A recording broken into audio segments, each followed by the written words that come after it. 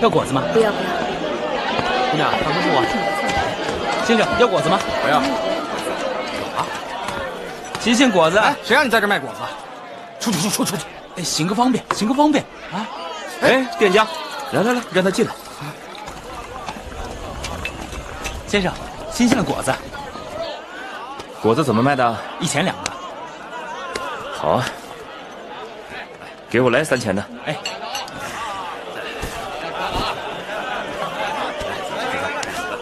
先生好眼光啊！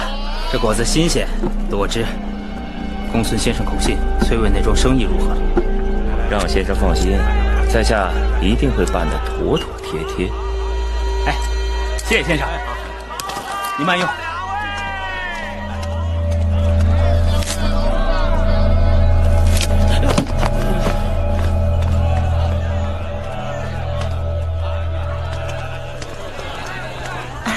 请问中行先生是哪一位啊？那边那位就是。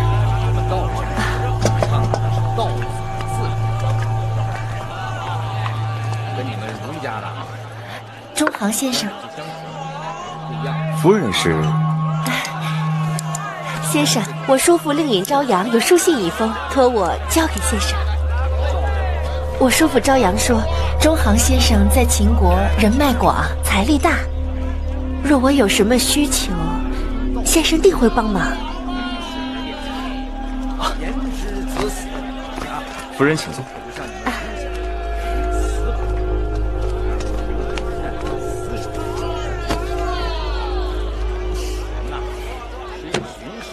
夫人，你叔父说你在宫中既无地位，又受人欺辱，那你想要我为你做点什么呢？我想要他们。你想让他们一个个都离奇死去，你取而代之？真的？中行先生，你能做到？夫人好大的胃口啊！既然是谈生意，随便说说倒是可以，真要做，那夫人只能另请高明了。其实我也知道，在宫中我的位分最低。就算是死了王后，还有夫人；就算是死了夫人，还有良人、美人、8子，哪能轮得上我呀？那你要如何呢？我想让他们都变成疯狗，你咬我，我咬你，我在旁边看着痛快。这倒也不难，但需要机会，说不定这机会很快就会来了。真的？中行先生，您快告诉我，到底是什么样的机会？夫人莫急，你先留心着，听我的招呼吧。啊？好。重的如大良造公孙衍、甘茂等重臣，这事难办。我说了，这事难呐。天下事再难，也难不倒张子啊。哼，张子只要答应了，王后那边定有重谢。不嫁不色，胡曲喝300禅兮；不狩不猎，胡张儿庭有玄环兮。比君子兮，不素餐兮。张子是真君子，绝非不劳而获之人。所以说，你这是答应我了？只要王后给出足够的酬劳，张子就能摆平此次风波。聪明。那张子要多少酬劳？你说一个太子妃值多少酬劳？500斤。我张仪没见过500斤吗？1000斤。才加了500。那要多少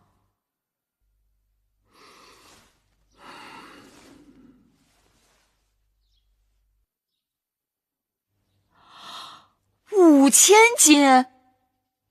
你这口也张得太大了吧？芈月，你糊涂啊！我若不向王后要足了重金，她怎会相信我张仪有如此非凡之能力？她又怎会知道你芈月出力游说之不易？我若不向他要足了重金，他如何能体会我倒汤复火，历尽千难万险？他怎会对我心存感激呢？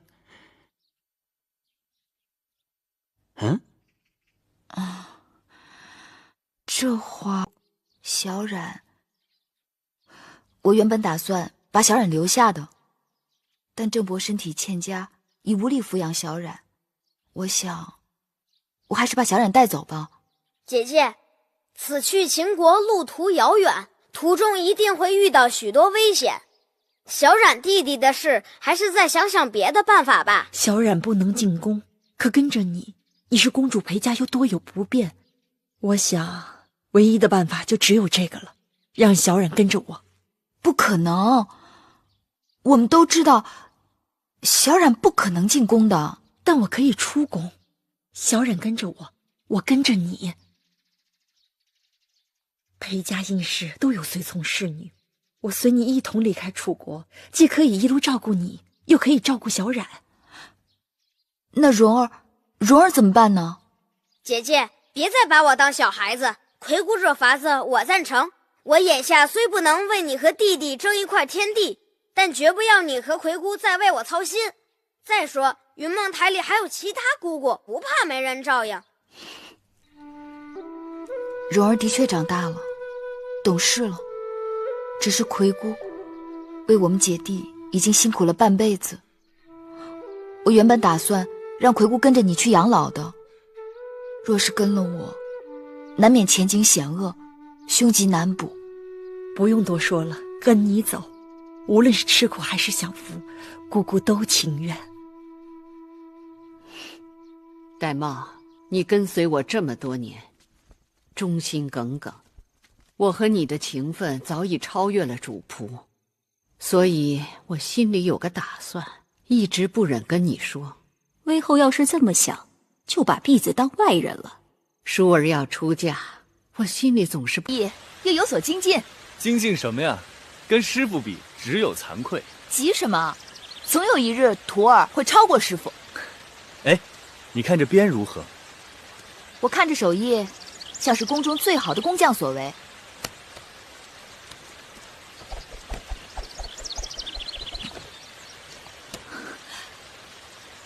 男儿所用的大鞭都较为粗壮，这条鞭子看起来似乎略略轻巧了些。轻巧了吗？那正好送给月儿用。月儿挥鞭如流星闪过，此鞭就叫流星鞭吧。男子持鞭也有大小长短之分，大的强悍，小的轻便。公子这支鞭做随身之物也很好啊。那这样吧，月儿替我先存放几日如何？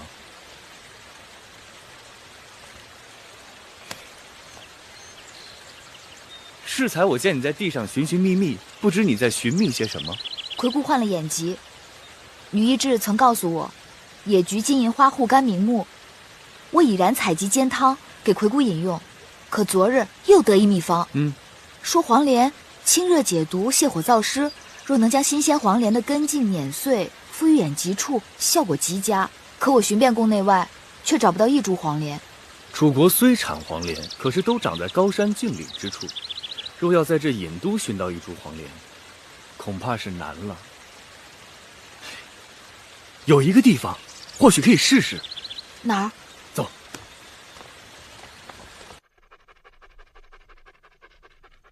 你老牵着他干什么呀？带宝官出去溜溜，别老戳在我眼前。是。都是刚愎自用，自以为是。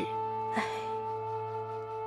要真能像他那样，图个自己安心，那也就好了。今日大王在宣示殿向众臣公布分封大事，芈月妹妹仿佛事不关己呀。雷霆雨露皆是天恩，何况诸公子都是大王的亲生儿子，难道大王还会亏待了他们不成？手心手背还两般待遇呢，我就不信你心里没有一点打算。不过这一阵子妹妹往大王处走动的少了，不见君面君自然寡淡，想向大王求情，估计也逮不着机会吧。妹妹还真不知，原来姐姐的恩宠都是求来的。在大王面前自作聪明，小心搬起石头砸自己的脚。大王一向蓄老怜幼，公子既这么小，这次分封只怕是轮不到你了。王后的奏折求的是为诸公子分封藩地，该是人人有份的，为何公子既无份呢？继儿若是能与其他公子一同分封，那是继儿的福气。大王子嗣繁盛，我请求大王分封，就是为给众姐妹们求个天公地道，不偏不倚，人人有份。说得好听，那是人人有份；说得不好听，那可是把人人都算计进去了。魏夫人，你错了。大王岂是任人算计的？在这后宫，你我谁都做不了大王的主。今日大朝会，大王会在殿上颁诏，也应该有消息。喜新厌旧的。夫人，我们还是回去吧。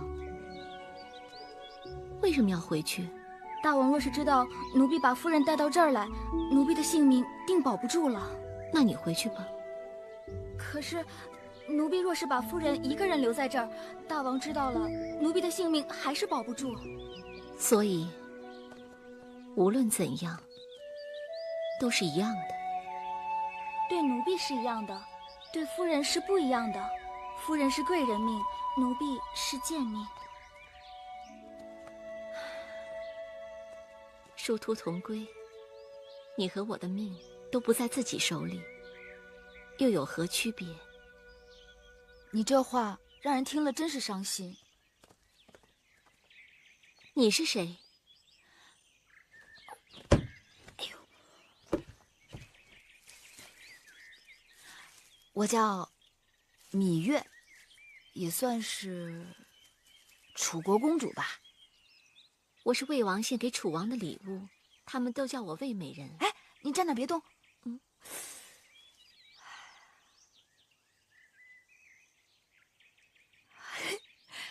上天恩赐，你真的好美，连上天都会妒忌你的。你别这么说，因为这句话，我从小到大一个朋友都没有。真的吗？说起来，我还是有朋友的。所以啊，我会妒忌你的。哎呦，你怎么了？没什么。其实，你最好还是不知道我是谁。你若是知道了，说不定会后悔跟我说话的。我只知道眼前的这个你。若能激起张仪的报复之心，那天底下有比留在秦国更能与公孙衍一决高下的地方吗？好，说得好。可惜张子这阵子被寡人圈在家中，定是一肚子委屈不忿，派何人前去周旋转还才好。大王，那你看臣妾如何？你在这秦宫里，除了大王，比我更知晓张仪的人恐怕没有。可你的身子……大王不妨派一辆好车送芈月出宫。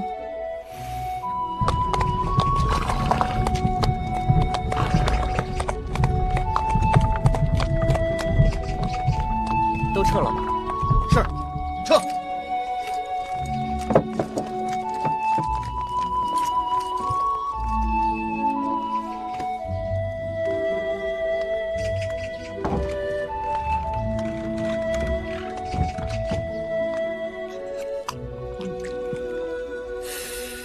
张相在家吗？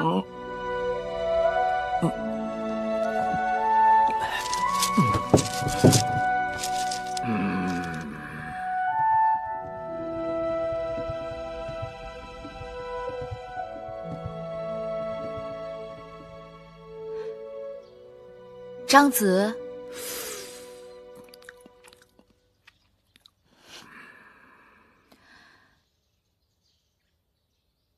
姑姑，这屋子里的味道太难闻了。